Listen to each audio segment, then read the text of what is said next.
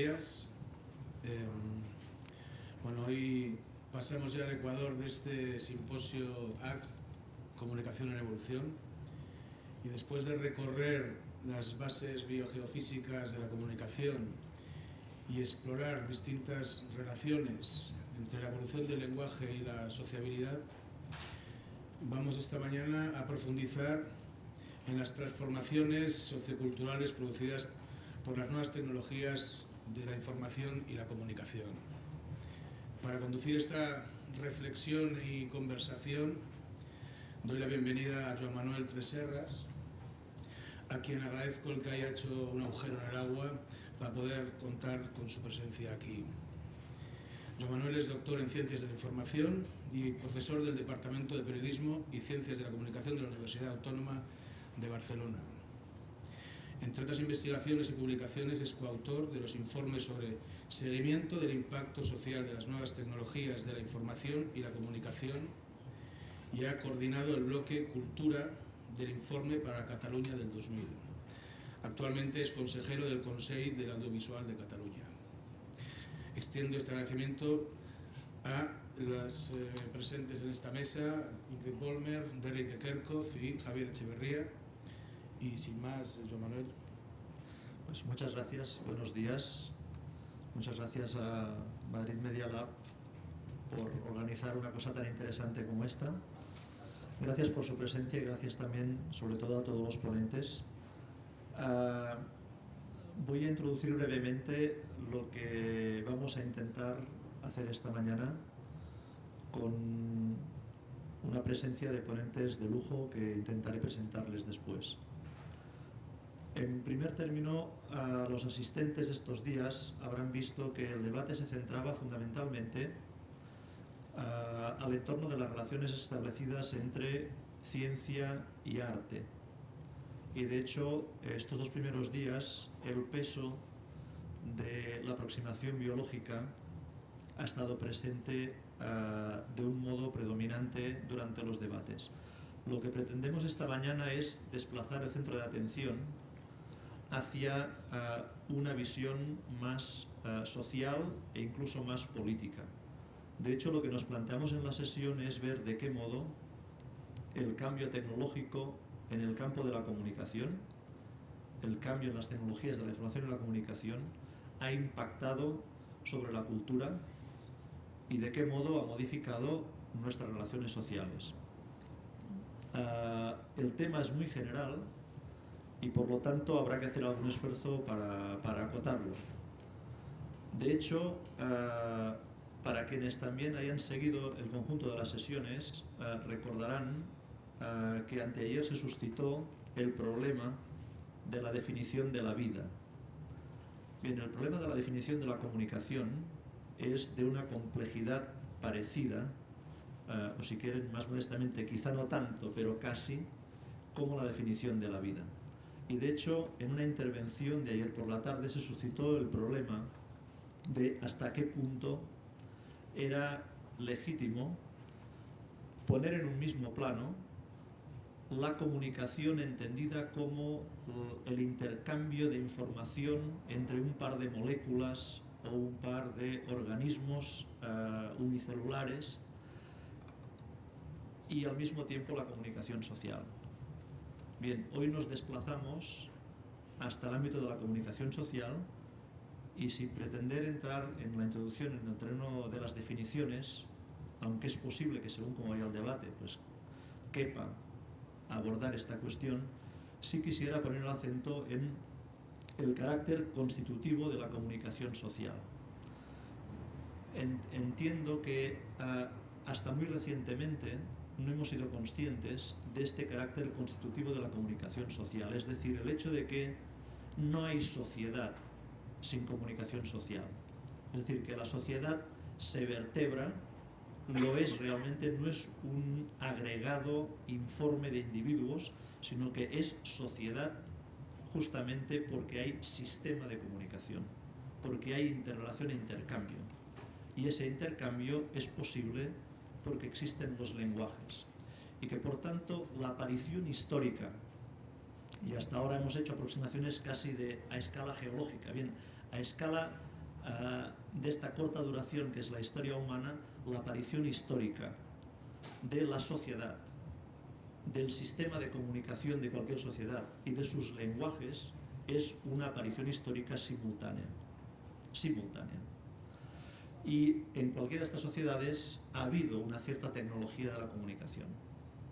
Lo que nos planteamos ahora es si realmente ha habido no un impacto relativamente importante de la tecnología de la comunicación sobre la sociedad y sobre la cultura, porque eso ha ocurrido siempre, sino lo que nos planteamos realmente es si el tipo de impacto permite detectar cambios cualitativos, cambios de escala, que permitan realmente legitimar el hecho de que nos refiramos a la sociedad de nuestro tiempo, aludiendo a la comunicación, conceptos que hablan de comunicación, sociedad de la información, sociedad de la comunicación, del conocimiento, hasta qué punto realmente la comunicación, que ya ha sido importante en las otras sociedades, en todas las sociedades, en cualquier sociedad histórica, hasta qué punto ahora ha hecho tan visible su importancia y su presencia, que es el campo a partir del cual definimos el conjunto de la sociedad. Eso que hemos hecho siempre apelando a lo político o al poder, a lo económico o a la producción, ahora lo trasladamos al campo de la comunicación y usamos el campo de la comunicación para construir metáforas que intentan dar cuenta o intentan calificar en qué tipo de nueva sociedad estamos viviendo. Pues bien, lo que intentamos es este tipo de operación. Y yo diría también, para completar la introducción, que intentamos hacerlo poniendo el acento en un aspecto fundamental de la función social histórica permanente de la comunicación, y es su función organizadora, el hecho de que nos organizamos a través de la comunicación. La comunicación se constituye históricamente siempre en cualquier sociedad a modo de un ecosistema, y podemos hablar legítimamente de ecosistemas de comunicación. En la sucesión histórica de las tecnologías de la comunicación, de los lenguajes, de los medios de comunicación, podemos observar como la aparición de cada nuevo lenguaje, de cada nueva tecnología, de cada nuevo medio, obliga al conjunto del sistema a reajustarse. Y de hecho, el surgimiento de nuevas formas de organización social supone el desplazamiento, la subordinación o la sustitución de otras. De tal modo pues que a la hora de plantearnos si realmente en un periodo reciente el cambio tecnológico tan radical operado en el campo de la comunicación ha provocado cambios de orden cualitativo o bien a una escala desconocida hasta ahora, tiene sentido en buena parte si podemos observar el impacto de estos cambios en el terreno organizativo. Es decir, de qué modo la nueva tecnología de la comunicación permite, por ejemplo, la aparición de nuevos sujetos históricos. Hasta qué punto varía, por ejemplo, concepciones como el de clase. Hasta qué punto, por ejemplo, las relaciones con un medio de masas o las relaciones con las posibilidades que ofrece el entorno Internet pueden ser relevantes al modo que entendíamos relevantes, por ejemplo, las relaciones sociales de producción. Cuestiones de este tipo yo creo que son las que delimitan el horizonte del tipo de debate que nos planteamos hoy. Para llevarlo a cabo, contamos, les decía, con una presencia de lujo que les paso a referir. En primer término, contamos con Javier Echevarría, profesor de la Universidad del País Vasco. Ha sido profesor de investigación de Ciencia, Tecnología y Sociedad del Instituto de Filosofía del Consejo Superior de Investigaciones Científicas. Él es matemático y filósofo, conocido como filósofo de la ciencia, y fue el autor en el año 94 de un libro fundamental, importante, que marcó realmente una época y un enfoque, que es el libro Telépolis. Su metáfora de Telépolis fue profundizada posteriormente con el libro Cosmopolitas Domésticos, y posteriormente aún por el libro Señores del Aire, Telépolis y el tercer entorno. Empezaremos la sesión pues con Javier Echevarría. Después esperamos contar con el profesor Sáez Vacas, que no ha podido llegar hasta ahora, y a continuación tomarán la palabra, después de una breve pausa, Derrick de Kerkhoff, que es el responsable del programa McLuhan sobre estudios de la información en la Universidad de Toronto. Él es doctor en lengua y literatura francesa, también doctor en sociología del arte, y ha dirigido, entre otras cosas, dos importantes colecciones de ensayos sobre la cultura, la tecnología y la biología en McLuhan. Él ha trabajado sobre el impacto del alfabeto occidental en la fisiología, la psicología y el conocimiento humano, y entre sus obras más recientes destacan La piel de la cultura o La arquitectura de la inteligencia. Después de Derrick de Kerkhoff intervendrá Ingrid Bolmer, que es profesora en la Universidad de Otago, en Nueva Zelanda, y en la Universidad de Ámsterdam. Ella ha trabajado sobre todo alrededor del concepto de la esfera global, de la nueva esfera pública global, de la información en la esfera global. Tiene un conocido estudio sobre la CNN y el impacto que supone o que supuso la aparición de esta cadena. Ha trabajado también dirigiendo un grupo internacional de investigación que está preparando un libro de aparición inminente antes de verano o en verano, que se llama News in Public Memory, las noticias en la memoria pública, con muestras en 8 países distintos. Es profesora visitante en el MIT y es miembro del cuadro editorial de la publicación Global Media and Communications. Es también la vicepresidenta de la División de Filosofía de la Comunicación de la Asociación Internacional de la Comunicación. Bien, vamos a empezar pues dando la palabra a Javier Echevarría. Muchísimas gracias. ¿Se oye bien?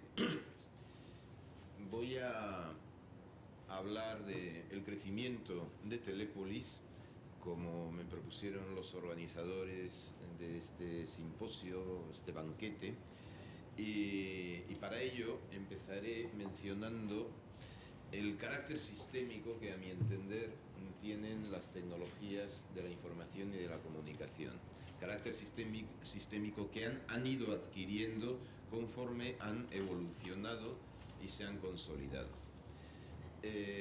Como mínimo hay que tener en cuenta, cuando se habla de estas cuestiones, esas tecnologías que están en la transparencia, sobre todo conforme la telefonía, la radio, la televisión se va digitalizando.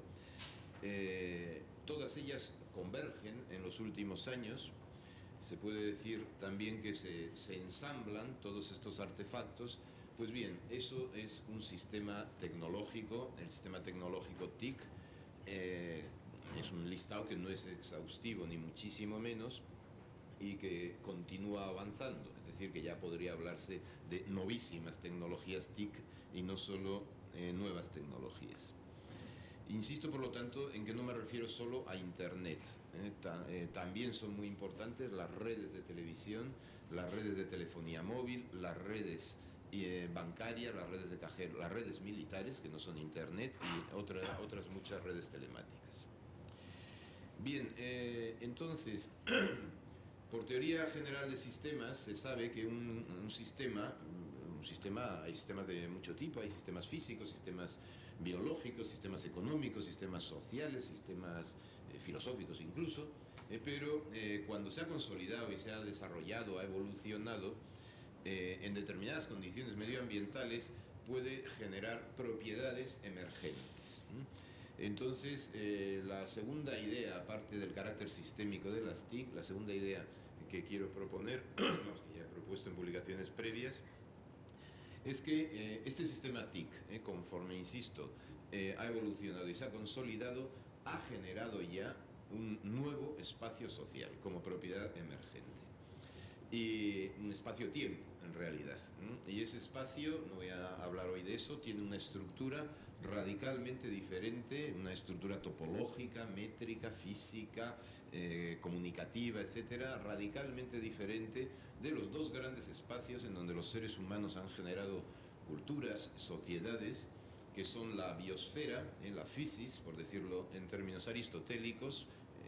Hablaré de el primer entorno para la biosfera, la polis, la ciudad, en último término el Estado hoy en día, o incluso ya entidades supraestatales como la Unión Europea, pero polis al fin y al cabo, segundo entorno, E2, y este nuevo espacio social posibilitado por el sistema TIC, que la denominación habitual, la más frecuente, es espacio electrónico. También se habla de mundo digital, Manuel Castells habla de espacio de flujos. Yo prefiero llamarlo tercer entorno por las razones que luego mencionaré, pero vamos, anticipo una, y es que al llamarlo tercero y al ser los dos primeros, la physis y la polis, ni más ni menos, con toda la enorme trayectoria evolutiva que tanto la physis como la polis tiene a lo largo de siglos, entonces se marca la enorme relevancia que este nuevo espacio social puede tener, a mi modo de ver.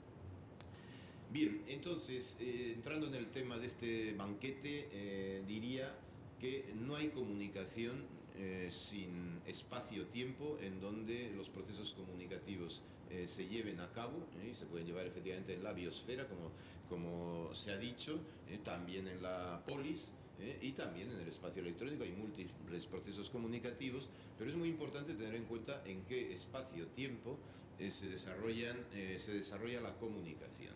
Y tampoco hay sociedad sin espacio y tiempo, y por lo tanto la propuesta general es la sociedad de la información, de la que se habla y que bueno, ya ha habido una cumbre mundial, incluso en diciembre del 2003 en Ginebra, y este año la segunda sesión será en Dakar.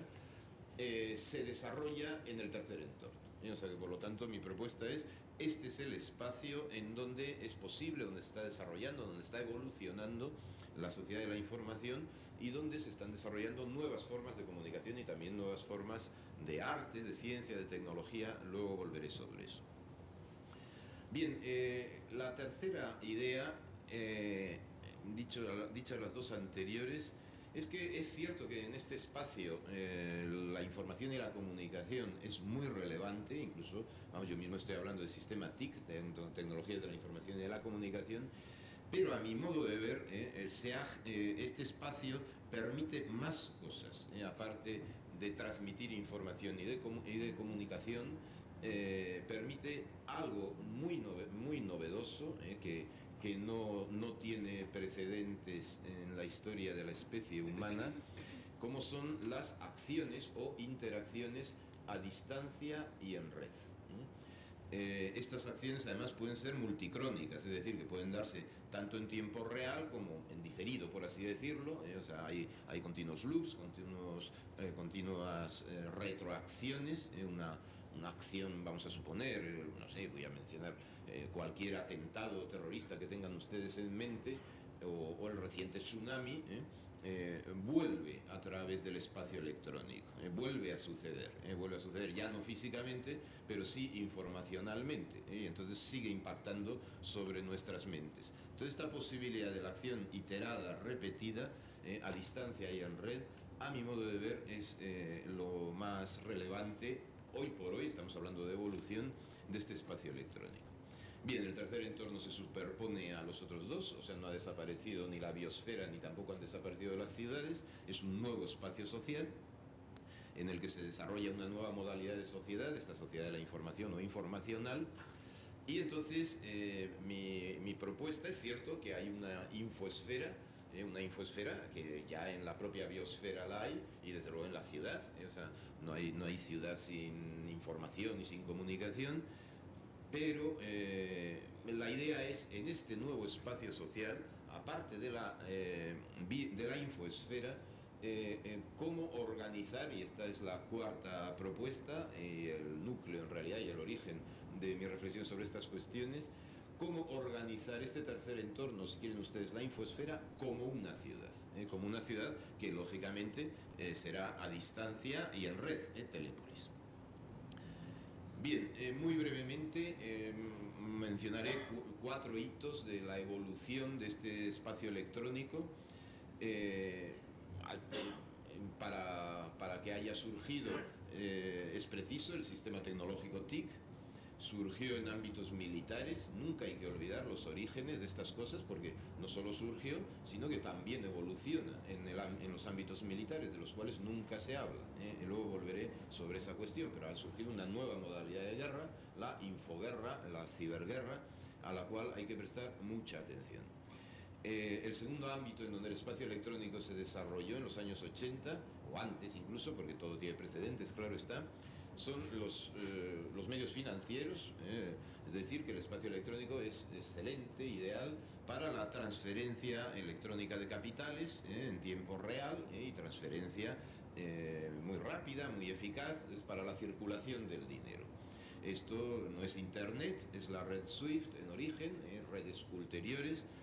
Pongamos como ejemplo concreto las bolsas interconectadas, la posibilidad de invertir en bolsa pues desde un ordenador, desde un móvil, desde cualquier otro artefacto, una interfaz con el espacio electrónico. El que se mueva el dinero en el espacio electrónico es muy relevante. Y el tercer gran sector social que se adaptó muy bien y que desarrolló el espacio electrónico y sigue en él y no renunciará a él, porque digamos, sin Internet en este caso, pues la ciencia se vendría abajo, la ciencia actual, la ciencia contemporánea, es los científicos en general, los científicos y los ingenieros, hasta la World Wide Web, en fin, esto es bien conocido. Pero no hay que olvidar que también es espacio electrónico la televisión, sobre todo en la medida en que se digitaliza y comienza a ofrecer otras posibilidades a los usuarios de la televisión. En cualquier caso, esta mundialización o globalización del deporte, de la canción, de la moda, de la guerra, del terrorismo, de la política, en fin, de los grandes personajes de Telépolis, la corte de Telépolis, se hace sobre todo a través de la televisión, en donde la multiacción a distancia es clarísima, o sea, una sola imagen, un solo discurso impacta sobre millones de mentes, sobre la audiencia. Y de ahí la relevancia de los informativos sobre las catástrofes. Tenemos las catástrofes hoy en día en nuestras mentes, o sea, no creo que ninguno de ustedes no tenga en su mente la imagen de lo que ha sucedido recientemente en el Índico, ¿no? Entonces, esta es la novedad del espacio electrónico, o sea que a través del sistema TIC puede introducir en las mentes de los seres humanos determinadas imágenes que no hubieran visto jamás, ni sensaciones que hubieran sentido, simplemente en la biosfera o en su polis o en su país. Entonces, el espacio electrónico en los 90 ya, o sea, con estos orígenes militares, financieros y científicos, se expande en 3 ejes o 3 grandes direcciones.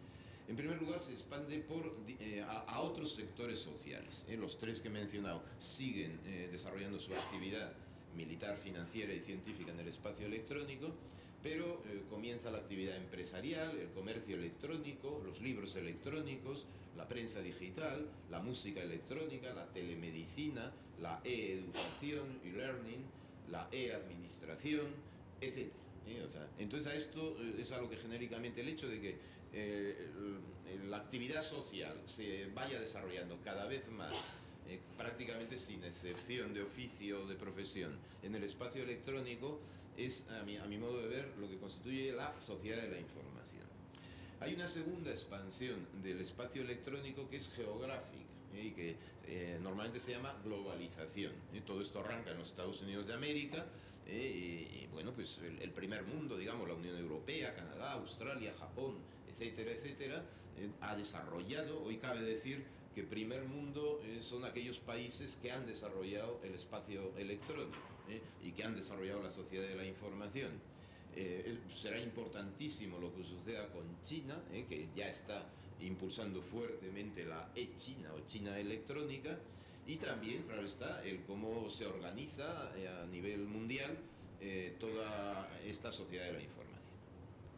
Pero el tercer eje es el que más me interesa. El tercer eje de expansión podríamos llamarlo vertical, porque entonces el espacio electrónico llega a nuestro Lebenswelt, dicho en términos filosóficos. Llega a nuestra casa, llega a nuestra oficina, llega a nuestra ciudad, o sea, se vuelve local, y no solo local, sino personal, o sea, y entonces nos rodea, o sea, tenemos el tercer entorno en torno a nosotros mismos, o sea, cada vez más cerca, incluso en un futuro inmediato ya dentro de nuestro cerebro, dentro de nuestro cuerpo, a través de programas a los que luego aludiré. Entonces estas inteligencias interconectadas de las que habló Derrida de Kerckhoff, a mi entender esto es lo más importante, o sea, el hecho de que a través de múltiples interfaces y artefactos TIC, los seres humanos podemos interconectarnos, nuestras mentes quiero decir, a distancia y en red, y podemos interactuar. Bien, todo esto, claro está, transforma las artes, la ciencia, las tecnologías y también las sociedades. Entonces, si sintetizo un poco lo anterior, diría que esta evolución del espacio electrónico, porque ya ha evolucionado mucho desde sus orígenes en los 80 o antes de los 80, y claro, y consecuentemente la evolución de la comunicación, que es el tema de este simposio, diría que genéricamente se ha pasado de las telecomunicaciones a las teleacciones en red.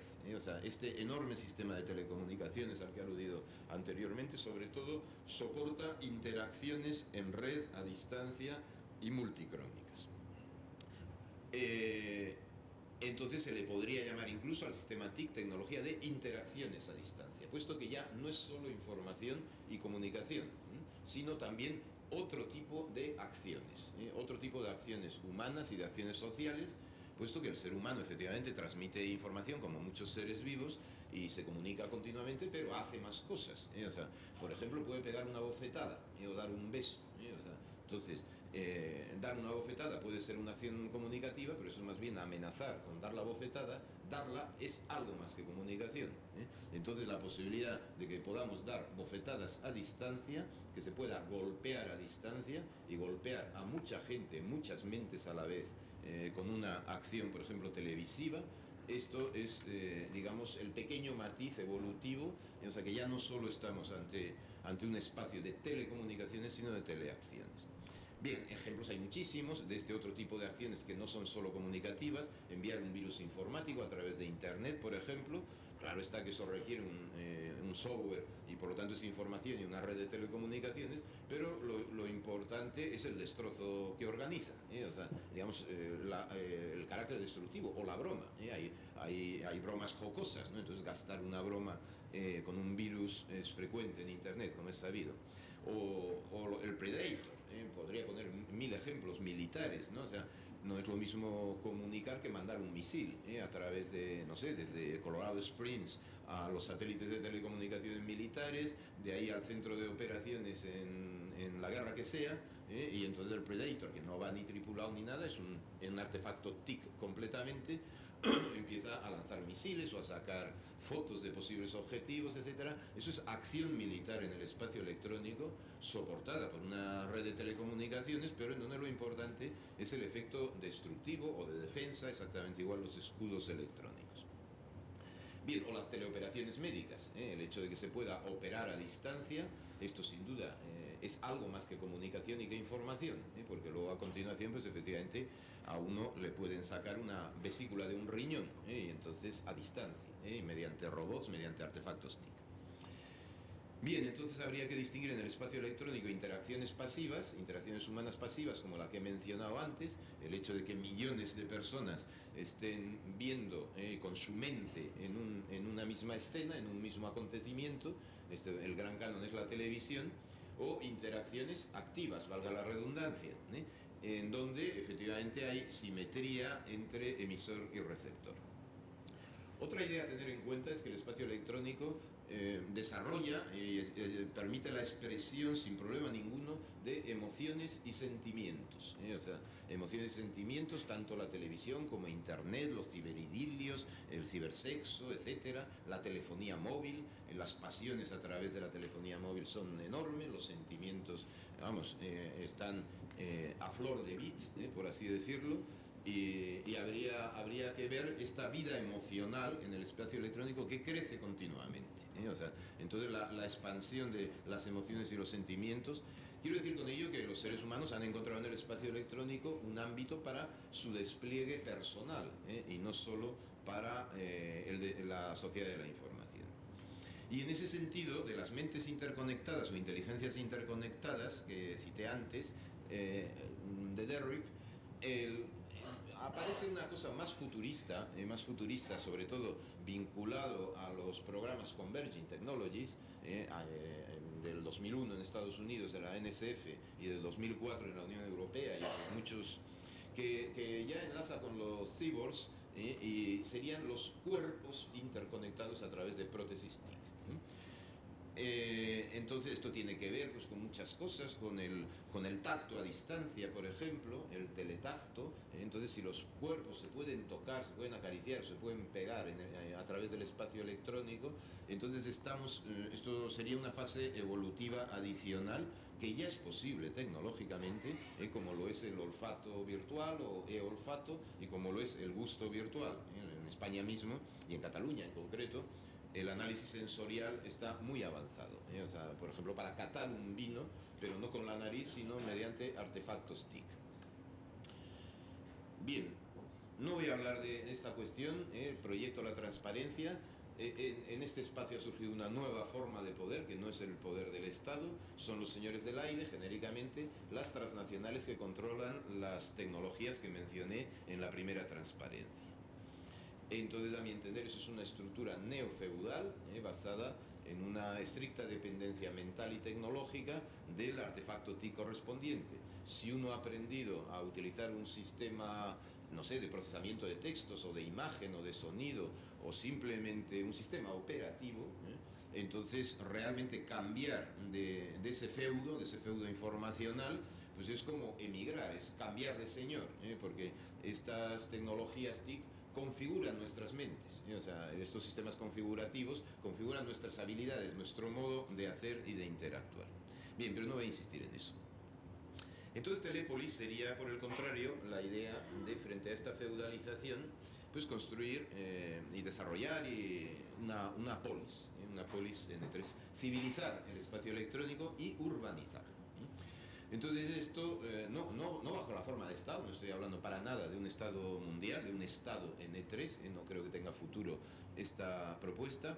En cambio sí de un ayuntamiento de redes, las redes se van interconectando entre sí, si quieren, o sea, y si no, no se interconectan. Pero en cualquier caso, los usuarios de las redes deben de ser considerados no como consumidores ni como clientes, que es el trato que recibimos hoy en día de los señores del aire. La prueba es cuando reclamamos, porque algo no funciona mal, entonces nos tratan efectivamente como clientes, sino como ciudadanos. O sea, entonces hay un demos red que todavía no está organizado como tal demos, pero ya va emergiendo la sociedad civil en el espacio electrónico.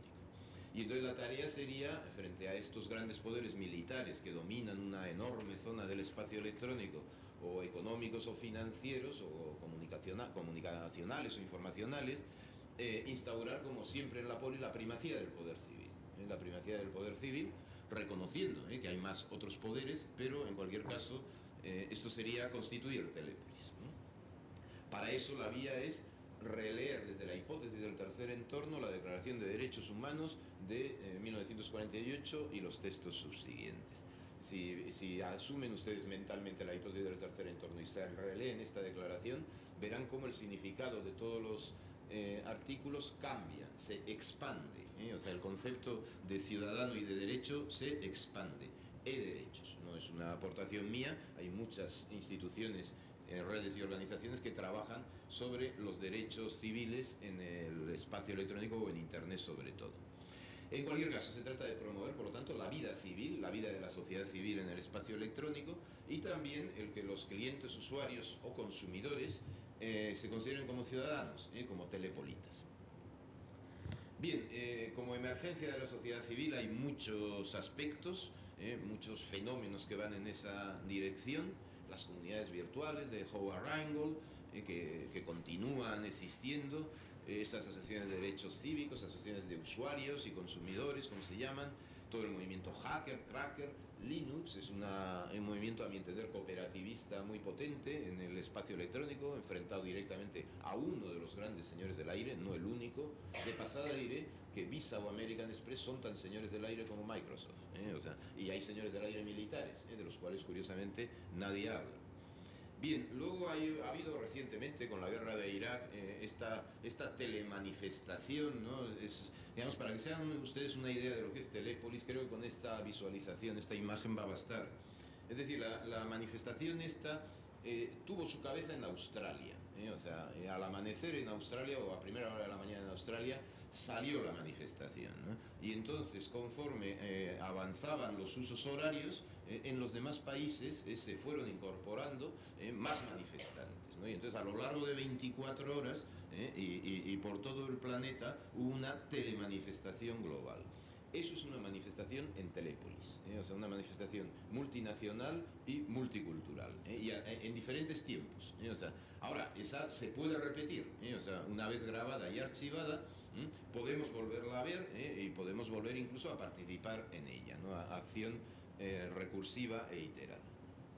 Bien, el movimiento antiglobalización, que es bien conocido, todo este aspecto que acabo de mencionar, de que Telépolis es claramente un espacio social multilingüe y multicultural, independientemente de cuál sea la lengua que en este momento más se practique. Ya veremos, cuando el chino y avanza rápidamente en Internet y en el espacio electrónico, ya veremos dentro de 20 años cuál es la lengua que más, que más usuarios tiene en Internet. Tiene mucha importancia las redes locales para la constitución precisamente de esta sociedad civil, y sí quiero subrayar que incluso los mejores buscadores de toda esta enorme vida social que hay en el espacio electrónico solo localizan, pues no sé, igual un 20-25%. Es decir que hay mucho underground en Telépolis, muchísimo underground, ¿no? Y entonces solo es visible una pequeña parte de esta enorme complejidad que es la sociedad de la información. Bien, iba a hablar de las artes en E3, en el tercer entorno, pero como en realidad con ver la exposición de Banquete ya tienen ustedes un buen ejemplo, simplemente mencionaré el Guggenheim de Bilbao, podría poner otros muchos ejemplos, porque este tipo de edificios actuales, y podría poner otras artes como ejemplo, surgen primero en el espacio electrónico, es decir, primero en el ordenador, y entonces se hacen simulaciones, y se hacen cambios, y se trabaja en red para organizar este tipo de diseños arquitectónicos en el espacio electrónico, y algunos de ellos, o sea, son los modernos planos, pero son planos ya tridimensionales, no son planos bidimensionales clásicos de arquitectura, de Vitruvio, por ejemplo, sino que hoy en día el diseño de un de un edificio de una cierta envergadura como es este, y lo mismo diría no sé, el diseño de Harry Potter en multimedia, o el diseño una creación literaria en multimedia, o de música electrónica en general, de todas las artes, se hace primero en el espacio electrónico. En muchos casos una ópera, la ópera Brain de Mahover, vamos a suponer, ¿no? Que es en internet, y a veces se lleva también luego a continuación al segundo entorno, o sea, digamos, en este caso a Bilbao, con tremendos impactos urbanísticos, tremendos impactos sociales, turísticos, económicos, etcétera, etcétera. Pero a mí lo que me interesa es que el objeto del edificio primero es del tercer entorno, y ahí es donde se diseña, donde se elabora, donde se simula, se ve desde todas las perspectivas. El carácter virtual previo al carácter físico, entre comillas, real, pues nos da idea de que estamos ante una realidad expandida. O sea, la realidad virtual es una nueva forma de realidad más amplia. Bien, y termino ya hablando de los infobanquetes, o sea, entonces es una pequeña broma no ironía, ¿no? Porque lo digo en serio de todos modos. Es decir, es muy importante cómo se alimentan nuestras mentes en el espacio electrónico, cómo se alimentan nuestras mentes, porque en el primer entorno, efectivamente, y en la ciudad, en los dos primeros entornos, alimentamos nuestros cuerpos, pero el tercer entorno es ante todo mental, pero la mente también come, también se nutre, se nutre pues, de arte, de ciencia, de tecnología, de sexo, de diversión, de entretenimiento, de espectáculo, de miedos, etcétera, ¿no? Entonces, el tener en cuenta cómo son los banquetes en el espacio electrónico, o sea, y la noción de banquete en el espacio electrónico, por supuesto, banquete en red, a distancia, y con invitados a los que se pueden ir incorporando de distintos países, etcétera, etcétera. Hay que tener entonces mucha cautela con la mala alimentación, la mala nutrición. Hay mucha información basura, hay mucha contaminación en el espacio electrónico, hay mucho ruido, ¿no? Entonces todo lo que sea decantar zonas en el espacio electrónico en donde realmente las mentes tengan una buena nutrición de información y de conocimiento, bien entendido, creo que es elevar la calidad de vida en la sociedad de la información, en Telépolis, ¿no? Y claro está, así como hay ecología de primer entorno, de la biosfera, y ecología de segundo entorno, ecología en medio urbano, es muy importante la ecología del segundo entorno, de las ciudades.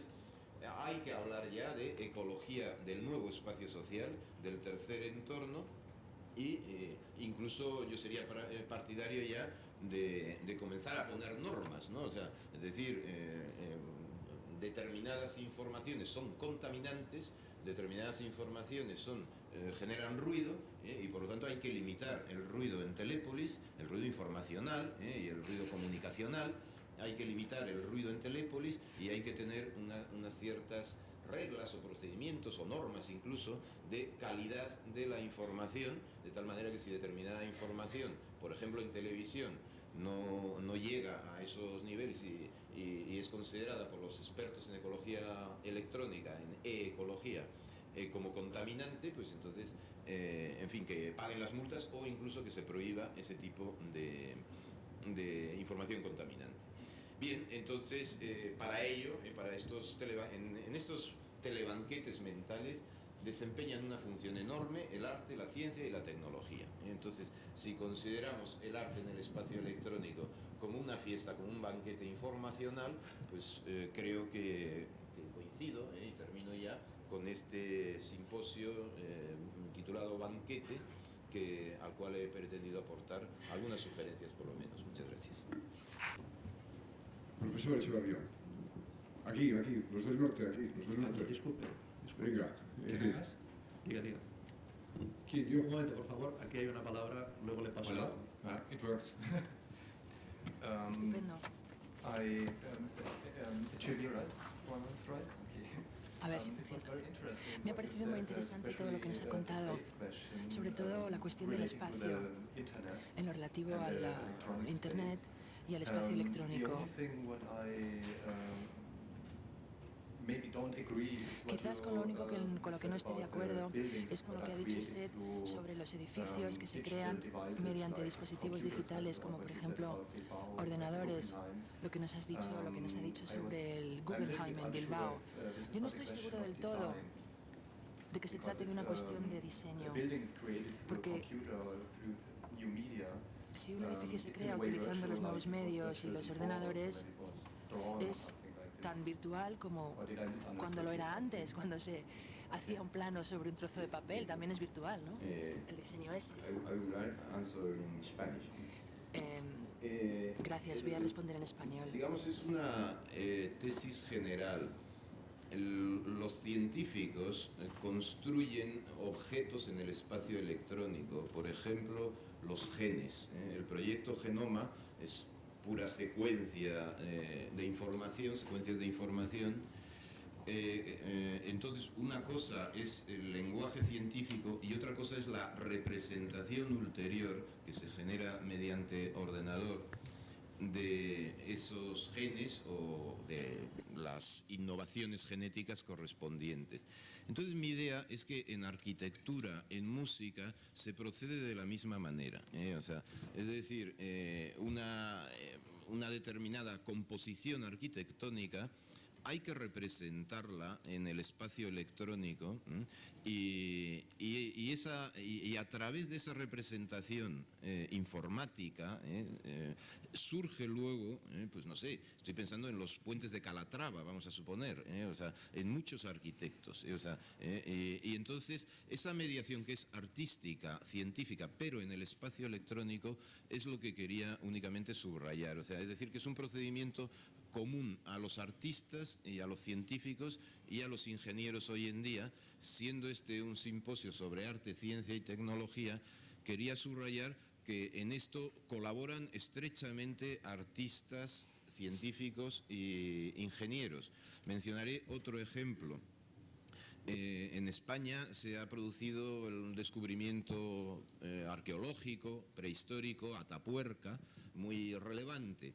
Entonces, a la hora de presentar, digamos, los resultados de ese descubrimiento científico, sus investigadores llamaron a grandes artistas, a premios Goya, para que les diseñaran las imágenes, ¿no? Lo mismo diría de las galaxias, o sea, hoy en día los científicos, los cosmólogos, llaman a continuación al artista para que les presente las galaxias, los agujeros negros, ¿no? Entonces, esta intersección entre arte, ciencia y tecnología se produce siempre en el espacio electrónico, y esta era mi propuesta. Ahora, que a eso se le llame diseño, ¿no? Bien, ahí estoy de acuerdo con que habría que precisar efectivamente la noción de diseño. De acuerdo. Gracias. Había otra allá.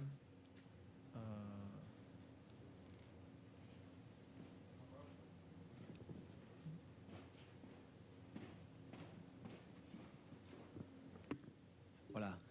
Mencionaste en tu charla la próxima cumbre de Naciones Unidas con respecto a la sociedad de la información. Creo que se celebrará en Túnez, no en Dakar. Sí, tienes razón, Sí. efectivamente, me he equivocado. Sí. Parece que uno de los temas de la anterior reunión en Ginebra era el de la brecha digital. Ese tema no se va a afrontar desde los países ricos. Otro tema es la gobernanza mundial de Internet. No sé si un poco has estudiado me gustaría saber qué información tienes de la participación de España en esa cumbre, porque bueno, desde la sociedad civil no hay muchas esperanzas puestas en ella, porque parece que es un poco como cómo se va a dirigir el e-comercio en ese norte de África, ¿no? Esa es una pregunta. La otra sería, creo que tus análisis, también el de Manuel Castells, han sido muy inspiradores para arquitectos o para gente que trabaja en la pura definición del ecosistema 3D de la ciudad. Me gustaría saber si has trabajado específicamente con algún arquitecto urbanista en un proyecto concreto.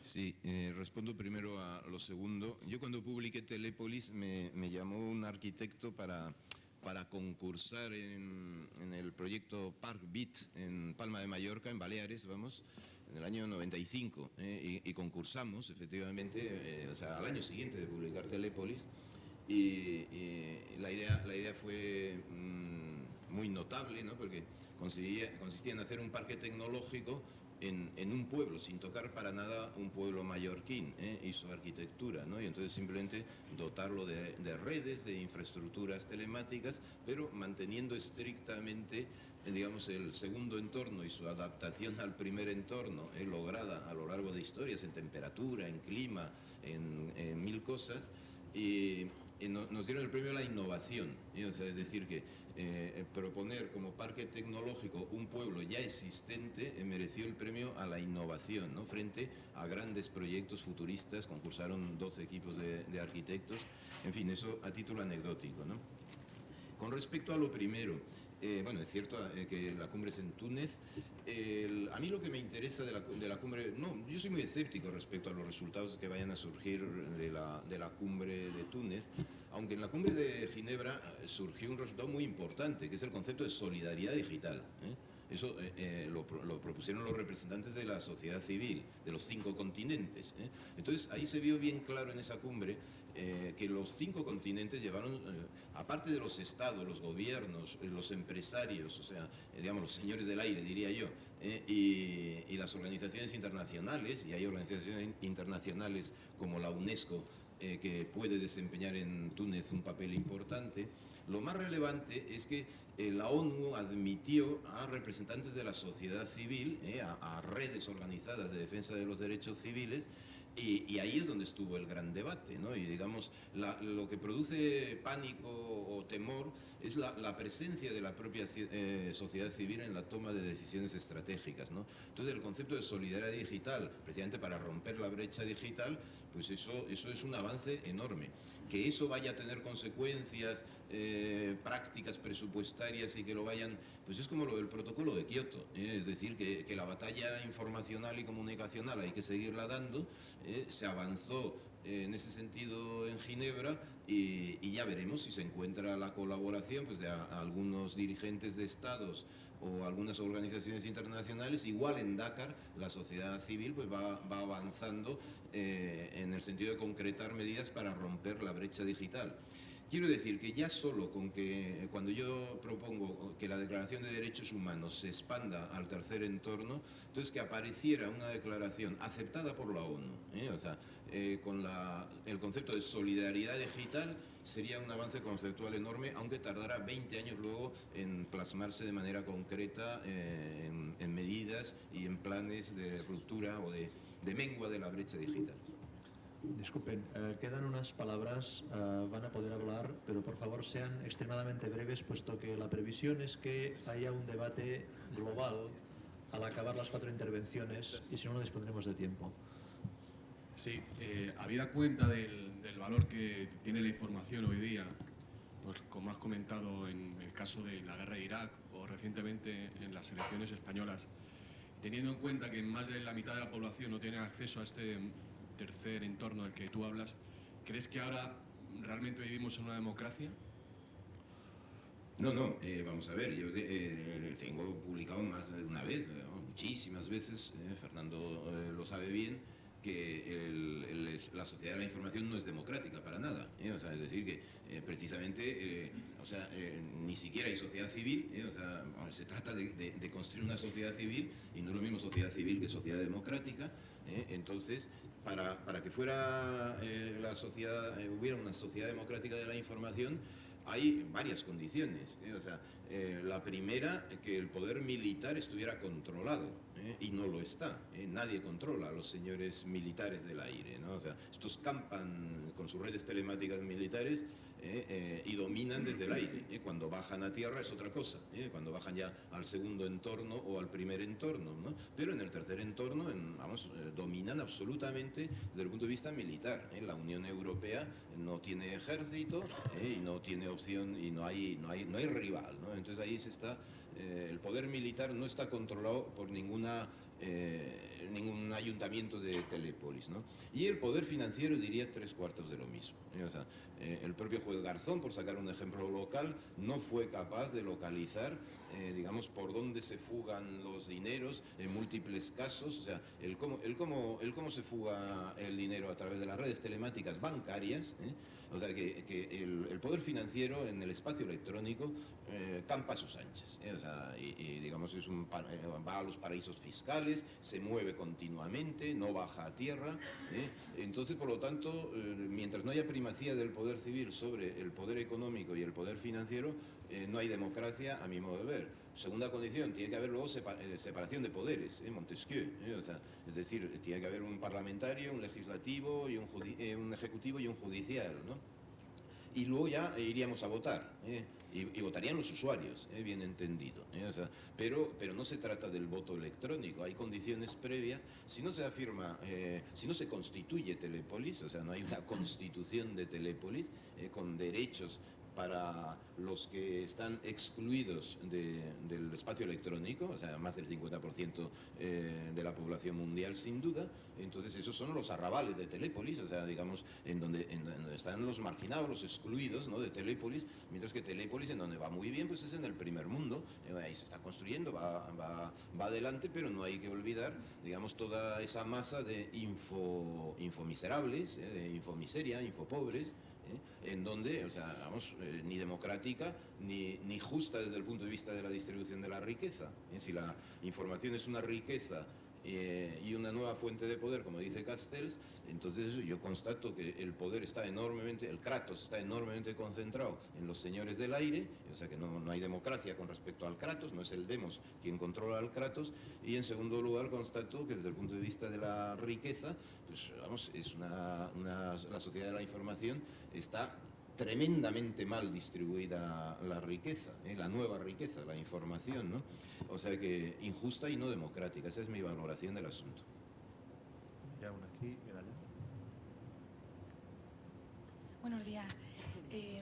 Bueno, en primer lugar que decirle que es un placer escucharle. Yo le había leído mucho, pero nunca había tenido el gusto de escucharle en persona y que es un placer. Muchas gracias. Y en segundo lugar, algo muy cortito, pedirle un ejemplo práctico de lo que es el olfato y alguna referencia o organismo por el que poder buscar en Google o... Sí, la red se llama Percepnet. Gracias. Percepnet y está gestionada pues, por grupos catalanes. Se lleva en Barcelona. Todo esto se inició hace muchos años. Vamos, yo estuve... y de alguna manera lo de Telépolis les inspiró, según ellos mismos me reconocieron. Estuve en San Sadurní de Noia dando una conferencia al año siguiente de publicar Telépolis. Y entonces años después me aparece un señor diciendo, no te lo creerás, pero seguimos tu consejo, o sea, y nos dedicamos a digitalizar las sensaciones gustativas o olfativas. Entonces esto se llama análisis sensorial, análisis sensorial. Y bueno, la idea es que por lo tanto hoy en día el espacio electrónico es audiovisual, o sea, dos sentidos, o sea, pero ya tiende claramente a ser pentasensorial. Entonces, claro, ahí en el momento en que emerjan las TIC de tacto, esas son tremendas. Imaginemos para la tortura. Imaginemos que se pueda torturar a distancia mediante artefactos TIC sin dejar señales físicas, o sea, pero sí mentales. O sea, es decir, que estamos hablando de cosas de gran envergadura. Yo lo he cogido por el lado bueno, digamos, acariciarnos a distancia, etcétera, mediante artefactos TIC. Pero si lo cogemos desde el lado del sufrimiento, del dolor, pues habría cosas tremendas. Una última intervención, por favor.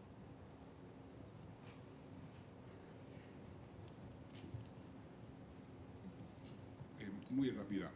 Profesor Echevarría, a todas luces queda probado en la exposición que nos has demostrado el nacimiento ya desde hace 20 años del Homo Technologicus, dando una evolución al Homo sapiens. Lógicamente estamos ya ante el Homo Technologicus, no hay duda. Pero mis preguntas son, ¿el Homo Technologicus no viene ya amenazado de pérdida de privacidad, de una neurosis comunicacional altísima que vemos en la calle todos los días, todos, y en las cafeterías, y en las oficinas, y en las casas, y en la cama, en el dormitorio? Y esto, a su vez, no es una moderna esclavitud. Y va un poco mi antídoto. Todo puede esperar al día siguiente, salvo la muerte, prácticamente todo. De ahí que, ¿por qué esa neurosis comunicacional? ¿Para qué? El viaje en ninguna parte.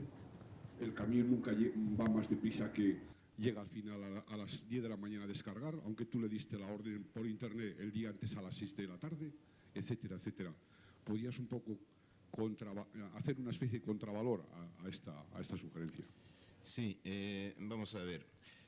O sea, en una sociedad, si estamos hablando de una nueva modalidad de sociedad y de un nuevo espacio social, o sea, que esas son las hipótesis fuertes, si se aceptan estas hipótesis, entonces en la sociedad de la información habrá enfermedades específicas de la sociedad de la información y del conocimiento.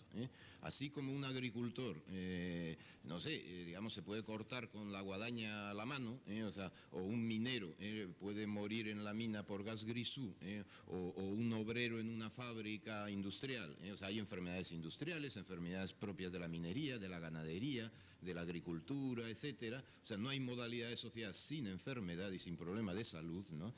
La sociedad de la información es exactamente igual, con lo cual hay infoenfermedades, o como se les quiera llamar, o enfermedades, ¿no? Entonces a los psiquiatras en concreto ya se les están presentando cuadros clínicos. Yo he estado en varias reuniones con psiquiatras, etcétera, que es un tema muy relevante, con todos los cuadros clínicos, pérdida de objeto, paranoia, esquizofrenia, neurosis efectivamente, adicción es lo más obvio, pero vamos, para adicción basta con ver la televisión, la adicción a la televisión, a internet también, a los videojuegos no digamos, ¿no? O sea, entonces claro, esto al final genera enfermedades mentales, o sea, como es normal. Entonces el concepto de salud en el tercer entorno, yo hablaba antes de ecología del tercer entorno, pero claro, hablaba de ecología orientado a la salud, digamos. Entonces, o sea, no es lo mismo, me refiero, que uno pueda operar a distancia el cuerpo, que eso está muy bien, o que tenga la información médica en la ambulancia, a través de satélites, etcétera, eso me parece excelente, ¿no? Pero el problema es que toda esta contaminación, o todo este ruido, toda esta mala nutrición informacional, genera adicciones, son drogas, drogas, vamos a llamarlas, drogas del conocimiento, no drogas físicas, ¿no? Y entonces pues hay que ir acuñando el concepto de salud del tercer entorno, ¿no? O sea, y Telépolis tendrá que desarrollar su sistema sanitario, pero será un sistema sanitario de tercer entorno atento a las enfermedades mentales, sobre todo las específicas de la sociedad de la información. O sea, que esto es lo que yo podría aportar. Desde luego que vamos en esa dirección, y que los enfermos electrónicos, ¿no? O infoenfermos que van creciendo, vamos creciendo. O sea, yo no me considero una persona sana desde el punto de vista informacional, por ejemplo.